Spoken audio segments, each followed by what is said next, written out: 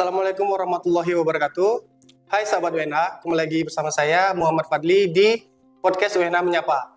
Kali ini kita kedatangan bintang tamu yang sangat spesial, yaitu Saudara Arif Ogi, atau sering yang dikenal dengan Mas Arif dari Arkom Center. Halo Mas. Halo. Ya. Mas Arif ini adalah seorang mahasiswa juga di Universitas Nurdin Hamzah, Fakultas Ilmu Komputer. Halo Mas, bisa dijelaskan kegiatannya selama di Pilkom itu apa saja Mas? Kuliah, tentu saja kuliah, bekerja juga, terus aktivitas sehari-hari dari pagi hingga sore itu kuliah, terus sore sampai hingga malam hingga malam itu kita lanjut perkuliahan. Itu selama 4 hari kalau nggak salah di semester 5 gitu. Iya. Kalau boleh tahu untuk pekerjaannya itu di bidang apa? Bidang teknologi informasi, kita mempunyai 8 paket juga kursus komputer ya, bidang lembaga pelatihan dan kursus komputer atau disingkat dengan LKP. Jadi di situ juga ada 8 paket kejurusan, mulai dari admin perkantoran, desain grafis, multimedia juga ada seperti ini. Konten kreator ada juga, itu udah banyak juga lulusan kita yang top ya, yang go internasional bahkan. Andi Madinah itu salah satu peserta didik kita juga di kelas konten kreator. Lalu ada juga jaringan, teknik komputer jaringan seperti itu. Ya, untuk kesulitannya sebagai mahasiswa yang kita tahu kan, yang pertama itu pasti ada tugas, apalagi mahasiswa teknologi informatika, yaitu tugasnya seperti coding, buat program. Nah, itu cara bagi waktunya untuk bekerja dan berkuliah itu gimana, Mas? Tentu saja semua itu diatur dari kita sendiri ya. Mulai dari saya bukan hanya bekerja, bukan hanya kuliah, tapi ada lagi tuh tambahan, yaitu berkeluarga. Jadi kami memang sudah memutuskan ya, itu yang sangat berat tuh sebenarnya ya. Tapi kita tetap jalanin. Kuliah harus tetap prioritas karena saya tuh bergerak di dunia pendidikan. Mau tak mau harus kita naik ya, jadi sarjana minimal kan. Kita kalau hanya orang melihat, kalau hanya tidak ada gelar padahal kita sudah praktisi di bidang itu, mungkin orang beranggapan tidak mungkin gitu kan. Tapi hal ini yang terjadi adalah dengan 2 tahunnya berdirinya Arkom Center itu, kita udah mencapai lebih dari 1.000 peserta didik gitu. Nah, perihal terkait yang pertanyaan tadi, itu tergantung kitanya sendirilah memanage waktunya. Bekerja, kuliah, diharuskan store tugas itu kudu wajib ya, karena nilai itu tidak sama seperti kita sebagai mahasiswa sekolah di sekolah menengah atas gitu. Iya, kalau kuliah itu kan memang harus ada tugas, deadline itu ada ada absen itu jangan sampai tinggal. Terus UAS harus ikut, UTS juga harus ikut. Jadi itu semuanya harus memang kita ikuti semua. Jadi itu yang membuat nilai kita juga di mata di up lah ya. Iya. Berarti kalau untuk pengebrandingan satu brand itu pentingnya adalah kepercayaan daripada konsumennya. Iya, trust ya. Artinya kepercayaan terhadap satu usaha itu harus penting. Karena kalau misalnya orang memakai jasa kita, orang tidak percaya dengan kita, itu nggak dipakai. Jadi ini menurut pengalaman pribadi bahwa Arkom Center itu walaupun kami baru bisa boleh dikatakan bertumbuh dengan banyaknya jumlah peserta didik, ada juga dari kalangan dokter, bahkan kalangan instansi. Kemarin Kepala BNN juga, AKBP Katino itu peserta didik kita juga. Yang pastinya harus kita memberikan value sebuah usaha itu, nilai tambah dari kompetitor kita, seperti itu. Jadi pentingnya branding, baik itu corporate ataupun personal branding kita itu memang harus bagus ya. Iya. Jadi dalam waktu kurun 2 tahun terakhir itu kan sudah mencetak 1.000 lebih peserta didik. Dan itu dari luar daerah kah atau cuma di Provinsi Jambi? kabupaten kota itu hampir menyeluruh. Terus setiap ada provinsi yang terdekat, contohnya Riau, Pekanbaru ya. Lalu Medan itu sebagian, yang paling banyak tuh perbatasan Palembang. Itu kita kan lihat dari mana, dari formulir kan kita lihat. Terus itu memang kita branding. Artinya saya tuh membrandingkan usaha itu mulai dari peserta didik, itu mulai dari 1, 2, 3. Saya bilang kepada tim-tim yang bekerja sama kita itu, marketing terbaik adalah peserta didik itu. Jadi ketika dia memberikan informasi kepada orang yang baru mau kursus, pasti oke, ketimbang dari marketing itu sebuah kertas. Jadi itulah membuat kita tuh alhamdulillahnya bisa. Makanya banyak beberapa saya ketemu di dinas pendidikan, beberapa teman-teman yang bergerak bidang yang sama, komputer, ada Lipindo juga ya, ada Stephen, seperti itu. Itu banyak ngobrol-ngobrol lah, bagaimana bisa zaman COVID, waktu kan 2021 malah kita bergerak ke dunia pendidikan gitu kan, yang mana itu online gitu kan. Tapi kita bisa jalankan itu semua. Yang penting berikan kepercayaan, terus bersikap baiklah. Terus ada value yang saya suka itu adalah yang membuat orang tuh makin banyaknya bergabung adalah value dijamin bisa gratis konsultasi selamanya. Jadi beberapa peserta didik tuh walaupun dia baik dari SD, usia muda, sekolah dasar gitu, sampai udah bekerja, itu mayoritas. Boleh lihat di testimoni di Google ulasan kita, diketik aja di Google Arkom Center, bagian ulasan itu banyak ulasan kita tuh. Pure dari mereka semua. Nah, ini kan sudah menciptakan banyaknya peserta didik 1.000. Nah, untuk seorang mahasiswa, metode apa sih yang digunakan? Yang kita tahu kan kita kalau sore itu sebagai pelajar atau mahasiswanya. Kalau paginya kita sebagai pengajarnya. Nah, jadi metode yang paling tepat agar penyampaian kita itu lugas, tepat, dan kan tadi ada tagline-nya juga, dijamin bisa. Bisa. Nah, itu dengan metode yang seperti apa? Intinya kita harus terstruktur, ya, terstruktur, fundamental juga, itu ciri khas kita ya. Terus kita menerapkan metode yaitu metode active recall. Metode active recall itu efektif untuk semua mahasiswa. Mungkin Fadli selaku mahasiswa juga, saya sedikit memberikan metode yang saya terapkan pada peserta didik saya. Kalau misalnya di LKP itu kan peserta didik ya. Saya bilang kalau misalnya ini ada modul saya berikan kepada kalian. Pertama kali itu bukan metodenya ya. Mohon maaf, itu ada di awalannya, itu ada lagi. Mindset, pola pikir.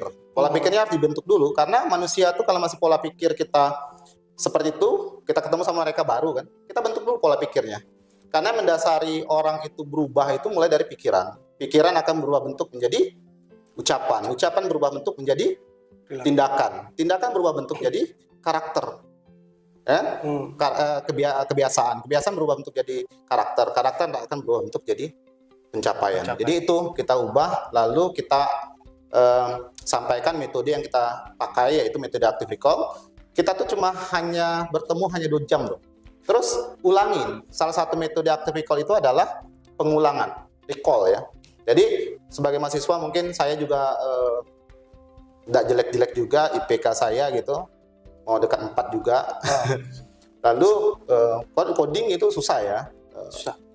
Cuma karena kita tuh menyukai gitu, jadi enjoy. Lalu yang metode active recall tadi ya, saya sampaikan bahwa kalau mahasiswa nih, contohnya mahasiswa lah ya, ada namanya rencana pembelajaran semester. Nah, itu kita amati, kita pelajari sebelum ketemu dosen. Itu kita pelajari dulu banyak, baik di buku, baik itu di Google ataupun YouTube. Jadi ketika kita bertemu dosen, itu sudah ada gambaran kita tuh. Jadi setelah dosen itu menjelaskan, sudah selesai perkuliahan selesai, itu langsung ulangi lagi di rumah. Karena ada sifat manusia, ada long term memory sama short term memory. Memori jangka pendek, memori jangka panjang. Karena itu hampir 50% juga apa yang kita, kalau tidak recall kembali, kita panggil ulang, itu hilang 50%. Itu penelitian. Dan seputaran tentang dunia kampus ya. Kemarin kami juga ada itu melihat di IG-nya Philcom, ada workshop tentang teknisi komputer. Ya. Dan sempat diundang juga. Ya, saya selaku narasumber, Masya Allah, tabarakallah-nya, karena saya branding tanpa berbicara bahwa saya ini apa. Tapi dosen-dosen melihat karena kapasitas saya mengajar, saya 1 hari workshop mereka harus bisa. Dan saya memberikan gift juga kepada mereka, siapa yang rapi, siapa yang merakit komputer dengan baik, saya akan memberikan gift. Itu mahasiswa pasti antusias mengikutinya. Dan semuanya ramai lah, hampir full satu kelas gitu. Oh.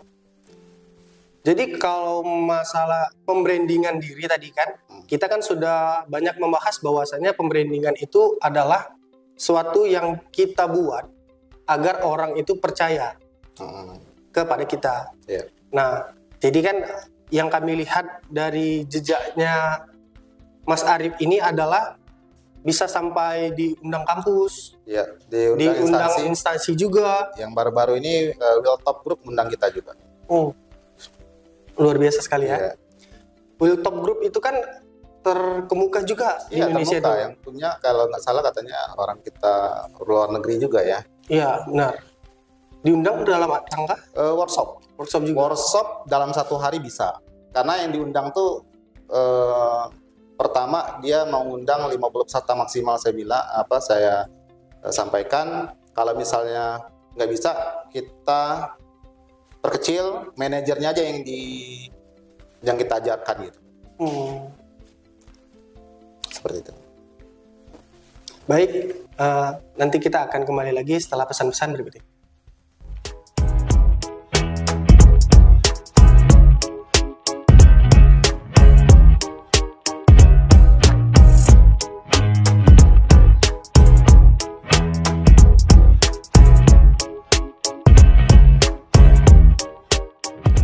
Sadar nggak sih semua begitu cepat berubah?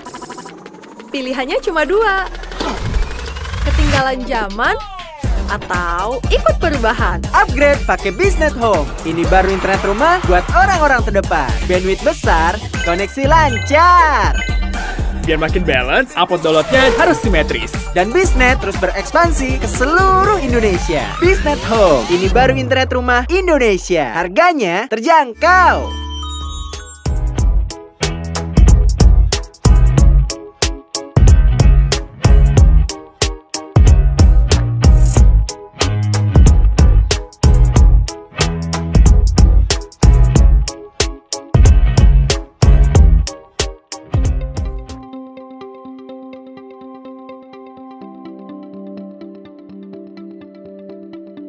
Ya baiklah teman-teman sahabat UNH, kita kembali lagi bersama saya masih Muhammad Fadli dan narasumber kita tentang muda dan berprestasi.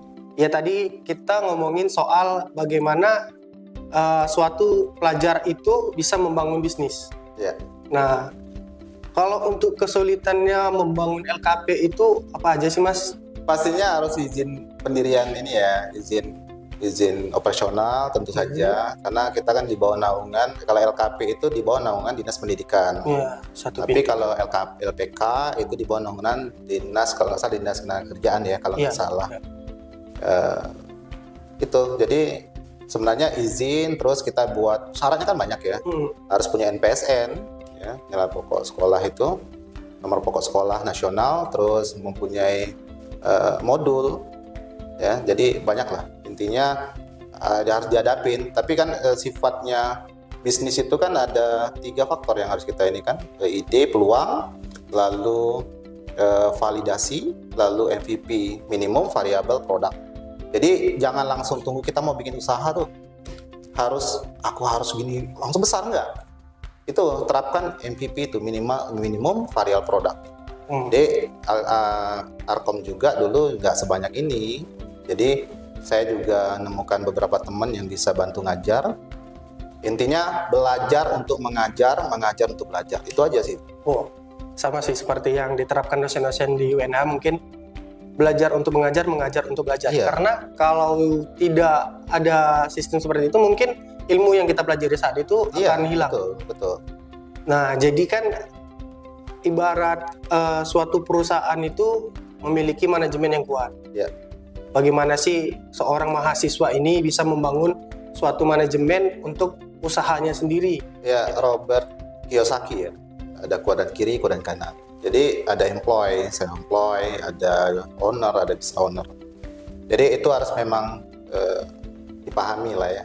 Jadi ketika kita pengen bangun bisnis tadi, yang harus kita perhatikan itu kalau mau jadi business owner itu harus owner lah, jangan business owner itu udah investor tahapannya. Harus mempercayakan. Kalau misalnya sudah keluar dari zona nyaman, artinya bisa kita mempercayakan orang untuk buat divisi masing-masing. Sebenarnya Arkom itu sebenarnya saya mau bikin Arkom Group ya. Ada Arkom Galeri undangan, ada web undangan juga, ketik aja arkom.id gitu. Lalu ada Arkom Tech, main di teknologi, CCTV misalkan, itu belum berjalan ya. Cuma angan-angan boleh. Masih akan future masa depan daripada perusahaan ya. Terus Arkom Store, salah satu beberapa juga dari teman-teman mahasiswa ataupun dosen juga ada pernah juga berbelanja sama kita. Itu harga terjangkau. Terus kalau masalah kualitas sebenarnya relatif dengan harga. Gitu. Tapi insya Allah sesuai lah, kita pasti menyesuaikan dengan budget.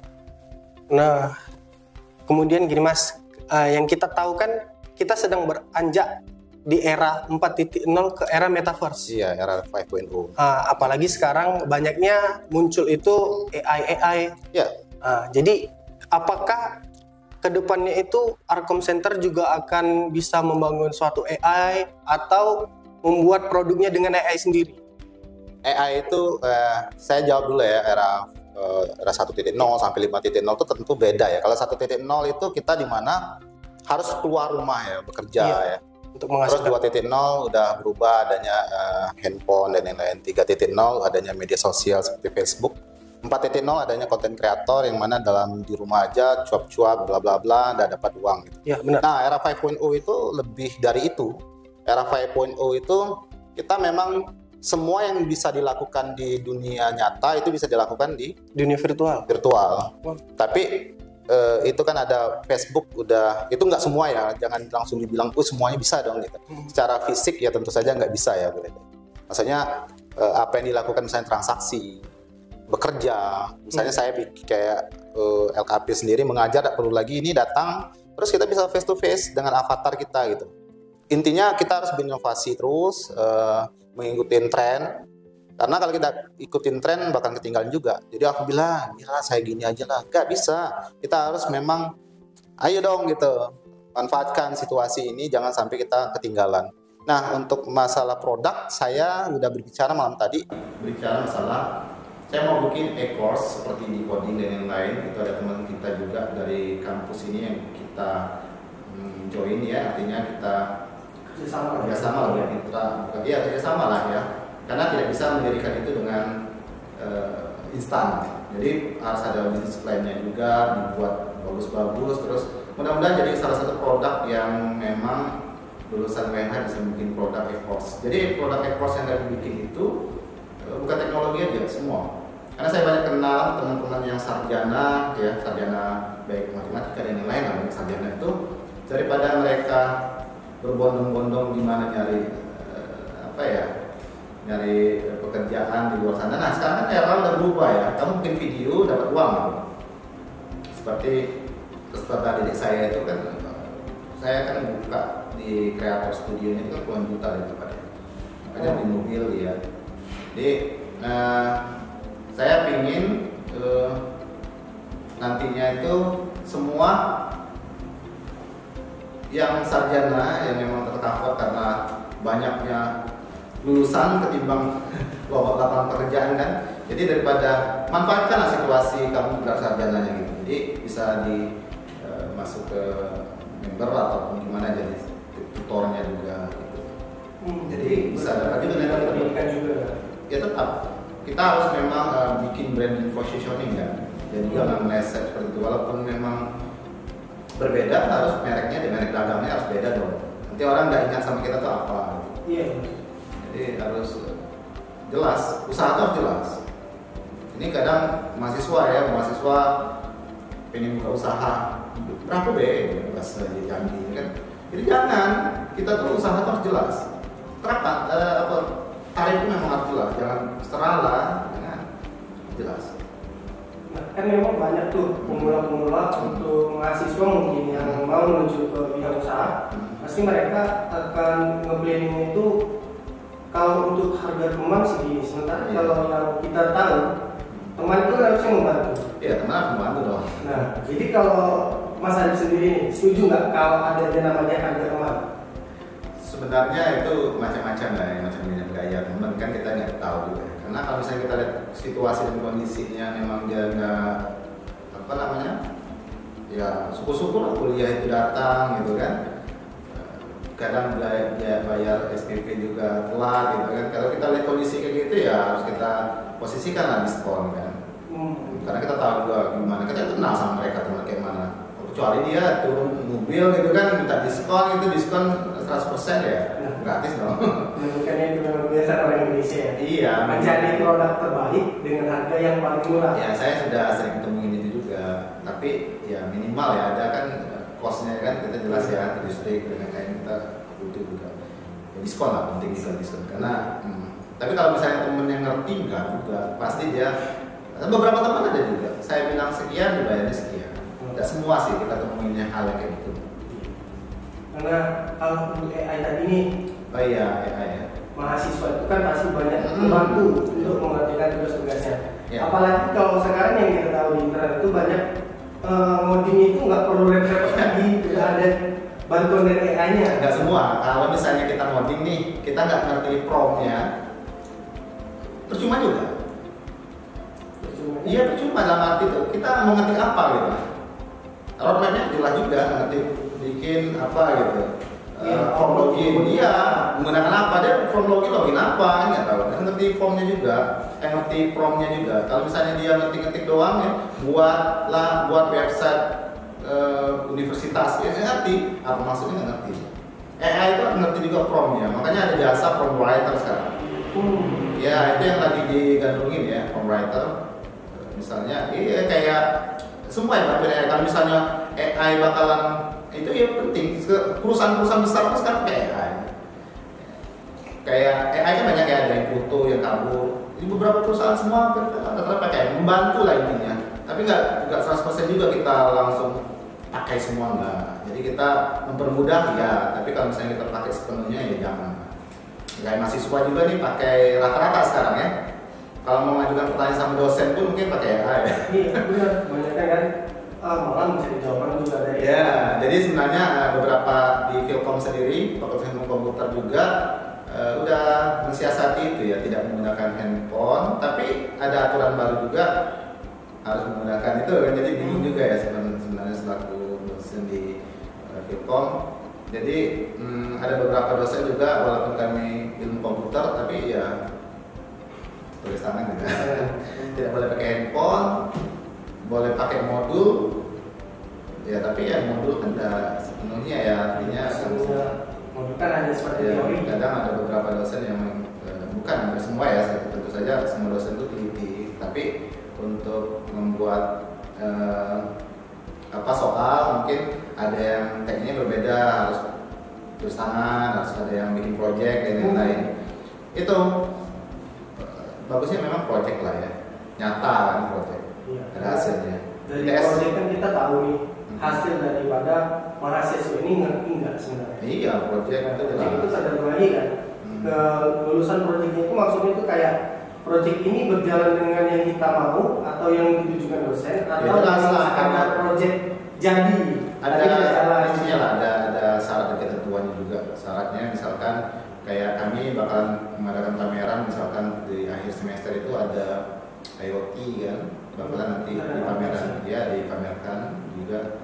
Itu kan ada di kelas semester ini tahun 2023 ini itu dikategorikan harus F&B kan, beverage kan. Jadi enggak tentang teknologi, bukan tentang otomotif dan lain-lain kan. Ini sudah dikategorikan bahwa yang kami ambil pun nanti project IoT-nya, Internet of Things-nya itu adalah smart pantry. Nanti dipamerkan. Bakal ada pamerannya. Ada, biasa kan tiap tahun kan ada kan. Iya, karena kan yang kemarin itu kami sempat melihat di IG-nya Vilkom, memang ada pameran. Cuman maksud itu pameran itu kayak cuma untuk anak Vilkom. Ya mungkin nanti coba disampaikan ya. Mungkin ada nih niat universitas yang buat pameran bukan cuma untuk anak Vilkom. Iya. Ada juga mungkin yang UMKM dari tim mahasiswanya. Tapi kan tim multimedianya ada. Iya. Yang mana mahasiswanya pasti mahasiswa dari ISIPO kan. Sebenarnya nggak ada masalah sih. Semakin baik, semakin bersatu gitu kan kalau misalnya ada acara seperti bentar lagi ada apa ya, bootcamp ya. Bootcamp. Ya. Yang Camp informatik. Nah, itu akan diadakan tanggal 18 nanti. Itu kan khusus memang yang menyelenggarakan itu kan informatika, ya, KMTI. Jadi saran sih sebenarnya ya semua boleh lah gitu. Karena kan ada campnya juga. Terus memang ada ketertarikan orang kan udah mungkin lah cuma informatika. Itu apalagi dari menggunakan judulnya saya bilang lihat ada menggunakan AI kan. Itu mungkin semuanya. Mayoritas sih sebenarnya kalau misalnya untuk ngoding itu orang-orang yang hebat sekarang tuh enggak dari dasarnya dari komputer. Banyak kayak ya Afrizal ya, ketika dia di Google ya Afrizal itu bukan dia kimia maka banyak. berarti banyak kan Abu Hamzah itu hobi API, Abu Hamzah itu keren ya. Itu rata-rata bukan dari ini dia, dari kita mandiri. Intinya kalau niat belajar jadi terstruktur intinya belajarnya. Nah, karena kan mungkin saya tambahin sedikit Mas, kalau untuk fashion mereka itu mungkin ada di bidangnya komputer, ada di bidangnya teknologi, dan cuma kemampuan mereka itu untuk masuk ke situ tuh waktu itu nggak ada jalannya. Jadi mereka memutuskan kayak, Bang, mengapa banyak lulusan-lulusan itu pindah pekerjaan kayak sekarang di coding kan? Nah, karena mungkin mereka passionnya dulu sebenarnya komputer, cuman jalan mereka untuk masuk ke situ terhambat. Jadi makanya mereka itu ngambil jurusan matematika, segala macam gitu. Cuman setelah kesadarannya dan setelah mampu atas finansial dan kemampuan berpikir, mungkin bisa jadi mereka mengambil itu lebih dalam kelas kursus. Iya, kelas kursus. Jadi kelas kursus itu sangat penting juga ya, vokasi. Jadi intinya kalau pengen menggapai suatu cita-cita itu ya memang dia belajar aja lah. Nah, mungkin sedikit tambahan Mas buat mahasiswa kita di Universitas Nurdin Hamzah ini, kata-kata motivasinya atau sedikit gambaran ke depannya itu harus goalsnya itu seperti apa? Harus ada tujuan, kuliah itu ada tujuan. Kalau misalnya cuma hanya gelar, banyak orang sarjana yang apa ya tidak sesuai dengan lulusannya ya. Salah jurusan? Iya, salah jurusan banyak. Saya kan dulu sebelum LKP ini kan juga ada jasa pengetikan. Mayoritas teman-teman yang udah lulusan kesehatan dia ke racing dan lain-lain gitu kan. Jadi intinya ada pencapaian. Kuliah itu jangan tunggu, kerja itu jangan tunggu selesai kuliah, tapi bekerja nanti setelah lulus ikutin apa yang sedang dijalankan. Jadi bukan nunggu kuliah selesai baru kerja, salah. Itu yang memberikan kita tuh nggak bisa berbuat apa-apa kan. Jadi buat sesuatu dari sekarang, bukannya menunggu nanti. Jadi apa yang kamu lakukan hari ini itu yang menentukan kamu hari esok. Jadi intinya kayak kejarlah mimpimu di masa mudamu. Iya betul. Ya baiklah Sobat BNH, berikut adalah sesi wawancara kita dengan mahasiswa yang punya berbagai banyak prestasi dan juga punya banyak kegiatan usaha yang dimiliki oleh Mas Arif. Demikianlah podcast kita hari ini, dan terima kasih juga buat sponsor kita hari ini, yaitu sponsor kita Bisnet yang telah mensponsori acara kita sore hari ini.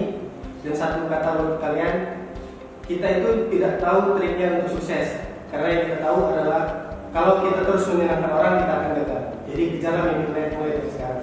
Terima kasih. Assalamualaikum warahmatullahi wabarakatuh. Waalaikumsalam.